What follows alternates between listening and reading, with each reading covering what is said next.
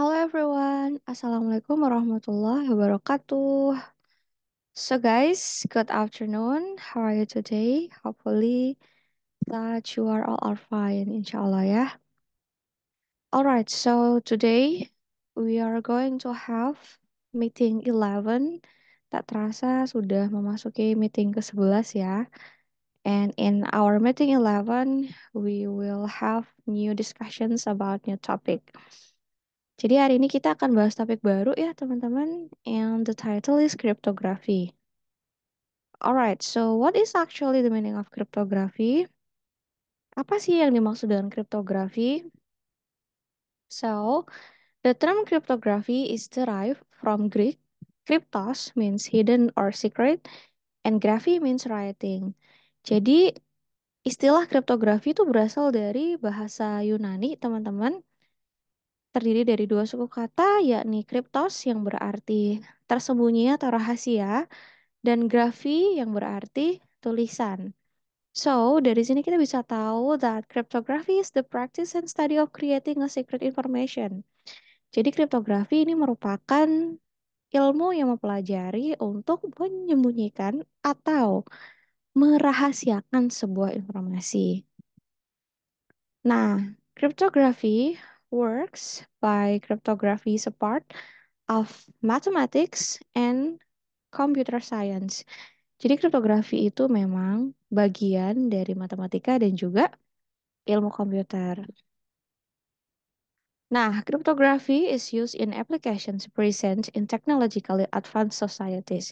Kita sering sekali menjumpai kriptografi ini ya, teman-teman ya, terutama pada aplikasi-aplikasi yang sering kita gunakan dalam kehidupan sehari-hari. For example, the security of ATM cards ya. Perlindungan terhadap kartu ATM kita kasih password kan.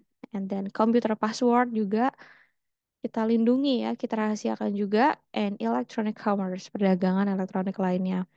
Semuanya menggunakan kriptografi. So in short, we can say that cryptography is needed to secure a secret document. Maka dari definisi dan contoh yang sudah saya sebutkan tadi, kita bisa menarik kesimpulan bahwa kriptografi itu digunakan untuk melindungi data-data atau dokumen yang rahasia, teman-teman. Oke, and a person who is master in cryptography is called by cryptographer. Jadi orang yang mumpuni atau orang yang bisa melakukan kriptografi disebut dengan cryptographer. And how cryptographer works? Sorry, how cryptography works ya? Gimana sih caranya kriptografi itu bekerja ya? Nah, ini ada contoh lagi ya teman-teman ya. For example, someone has a secret document to secure. Jadi ada seseorang nih yang mau merahasiakan dokumennya dan melindunginya gitu ya, agar orang lain nggak tahu. And any document can be secured using cryptography. Secara otomatis yang namanya dokumen itu kalau mau dirahasiakan bisa pakai kriptografi. For example, we have to secure the word read using cryptography.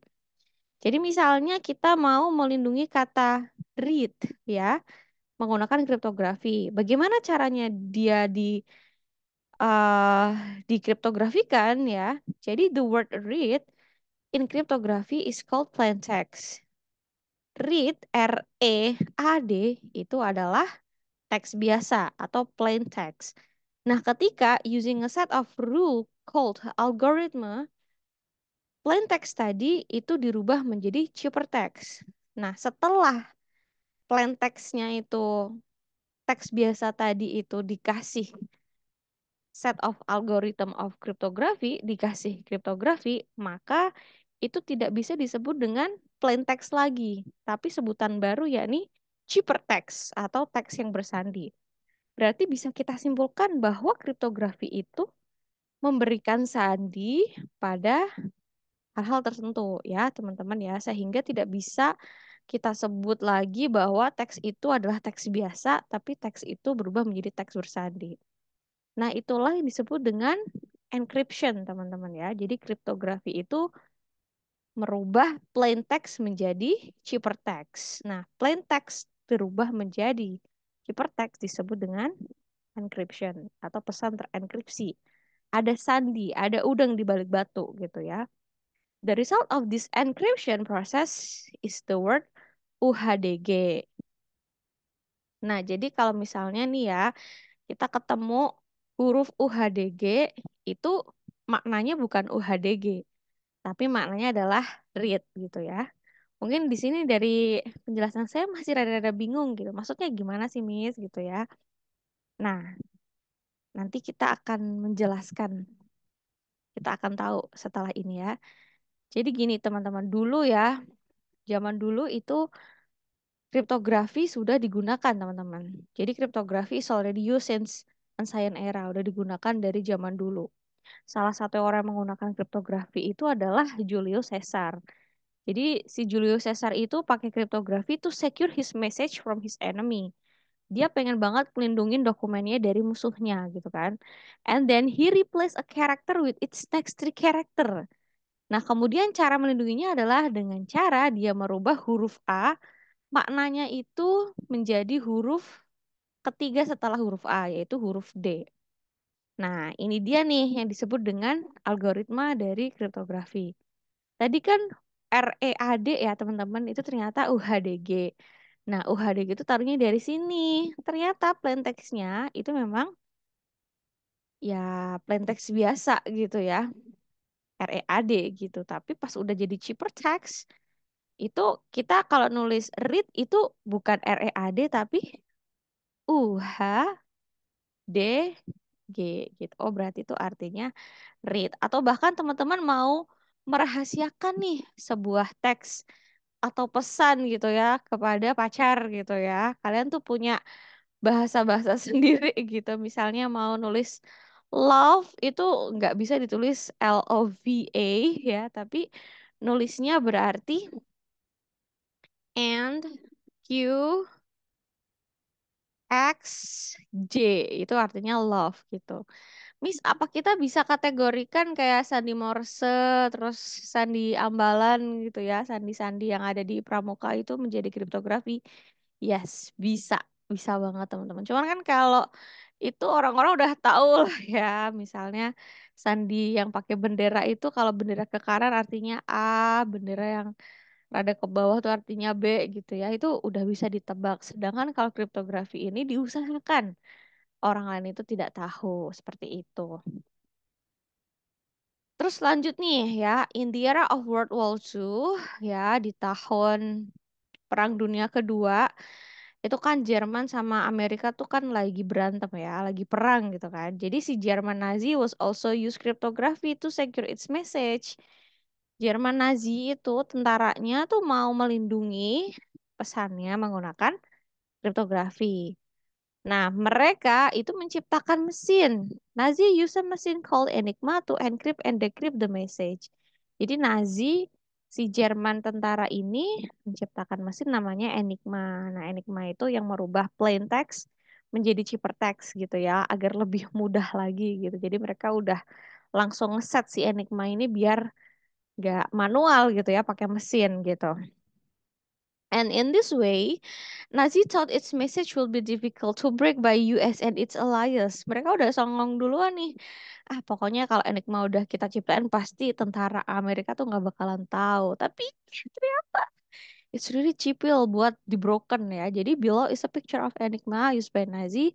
And unfortunately, the algorithm of Enigma can be broken by US Army. Ternyata bisa tuh ditebak sama apa kan Amerikanya gitu. Alah, gampang banget ya. Berarti Amerika lebih canggih dong ya. Mana Miss gambar enigmanya nggak ada, nanti dicari sendiri di Google ya.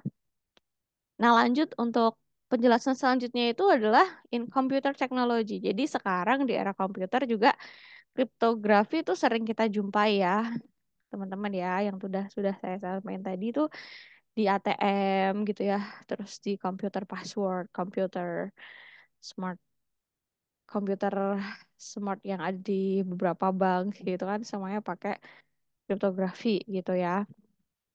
And di komputer sendiri itu juga lebih canggih ya. Misalnya pakai RSA, DES, NPGP ini adalah salah satu kriptografi yang digunakan di komputer. Oke, and that's all guys ya. Ini tadi ada penjelasan ya dari plain text itu a text yang bisa dibaca oleh semua orang karena kan teks biasa. Kalau ciphertext itu hasil dari proses enkripsi ya yang dikasih sandi. Kalau algoritma adalah set of rules to encrypt a document. Jadi proses untuk mengenkripsi sebuah dokumen. Kalau Enigma tadi kan mesin yang digunakan oleh Nazi selama World War II ya to secure document. Kalau kriptografer itu orang yang master di kriptografi. Nah, terus kalau ada pertanyaan, Miss, perbedaan steganografi sama kriptografi apa, Miss? Gitu kan. Kalau steganografi itu disembunyiin pesannya teman-teman melalui beberapa cara ya. Kemarin ada invisible ink gitu kan, ada microdots, microfilm, ada pakai MP3, ada pakai sisipan di gambar, ada pakai sisipan di video dan lain-lain gitu ya.